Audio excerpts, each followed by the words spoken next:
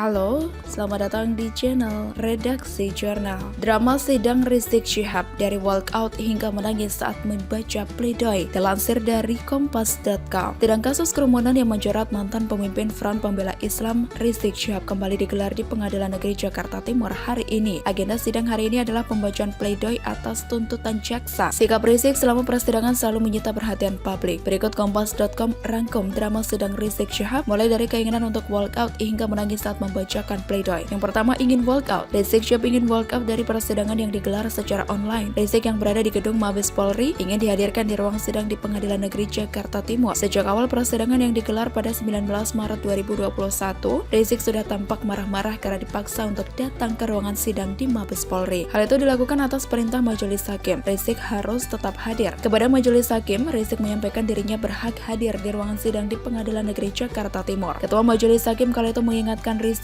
bahwa persidangan ini adalah persidangan negara yang terhormat, bukan persidangan pemerintah. Kami mohon patuhi semua perintah di persidangan. Ini proses hukum negara yang harus dipatuhi Habib, kata hakim. Hakim berkali-kali meminta Rizik agar duduk tenang. Namun, ia tetap berdiri sambil berbicara lewat pengeras suara. Hakim juga menekankan bahwa persidangan akan tetap berjalan meski terdakwa tidak hadir. Yang rugi Habib sendiri. Tidak ada alasan kita tidak sidang, ucap hakim. Menjawab hakim, Rizik tetap tidak bersedia mengikuti sidang secara online. Ia mempersilahkan persidangan terus berjalan tanpa kehadirannya hingga vonis. Saya tidak menentang sidang. Silakan hakim dengan jaksa melanjutkan sidangnya. Saya permisi, saya tidak akan pernah mau mengikuti sidang online, ucap Rizik. Yang kedua, marahi operator penyiaran sebelum sidang online. Saat sidang yang digelar secara online, Rizik juga sempat memarahi operator penyiaran yang menyorotnya di lorong gedung Mabes Polri. Dia bersikeras tidak ingin hadir jika sidang tidak digelar secara tatap muka. Pihak jaksa menuntut umum lantas menjemput Rizik dari rutan untuk hadir di persidangan sebelum majelis hakim Pengadilan Negeri Jakarta Timur memasuki ruang sidang. Dalam pantauan Kompas.com via tayangan live streaming di YouTube Pengadilan Negeri Jakarta Timur pada 19 Maret 2021, perdebatan bahkan terjadi antara Rizik dengan JPU sejak sekitar pukul 9:45 waktu Indonesia Barat di lorong menuju ruang sidang di rutan Barreskrim. Namun sampai majelis hakim masuk ke ruangan di Pengadilan Negeri Jakarta Timur, Rizik bersikeras tidak mau hadir di persidangan online tersebut. Kan saya tolak sidang online, kok saya dipaksa begini? Kata Rizik kepada pihak JPU. Rizik bahkan memarahi petugas penyiaran yang merekam momen-momen tersebut yang tersiar via live streaming. Anda ngapain? Ini kan ditayangkan di ruang sidang kan? Ini lorong rutan. Anda mau menjatuhkan saya? Matikan, ujar Rizik kepada perekam. Ini lorong rutan. Jangan tipu-tipu. Saya nggak mau hadir sidang online. Sampaikan ke hakim. Lanjutnya sembari meninggalkan lorong tersebut. Setelah dipaksa oleh JPU dengan bantuan pihak kepolisian, Rizik akhirnya muncul di ruang sidang pada pukul 10:17 waktu Indonesia Barat. Yang ketiga yaitu aksinya menunjuk-nunjuk jaksa. Meski persidangan akhirnya digelar tatap muka, Rizik Syihab masih membuat drama dalam sidang kasus yang menjeratnya. Dalam persidangan beragendakan pemeriksaan saksi dari jaksa penuntut umum yang digelar pada 22 April 2021. Rizik terlibat adu mulut dengan jaksa. Keributan itu berawal ketika salah satu jaksa memotong sesi tanya jawab antara Rizik dan salah satu saksi. Jaksa menilai Rizik sudah menggiring saksi. Meski begitu, Rizik tidak merasa bahwa dirinya telah menggiring saksi. Rizik yang tambah kesal kemudian berdiri dari kursinya dan mengacungkan jari telunjuknya kepada jaksa sembari berkata, "Anda memidanakan Maulid Nabi, itu hanya khawatir. Anda khawatir, Anda ketakutan," kata Rizik kepada jaksa. Tidak ada pelanggaran prokes lain yang dipidanakan. Beberapa tim penasihat hukum Rizik pun tampak ikut berdiri dan menunjuk jaksa. Hakim pun menengahi. Sudah,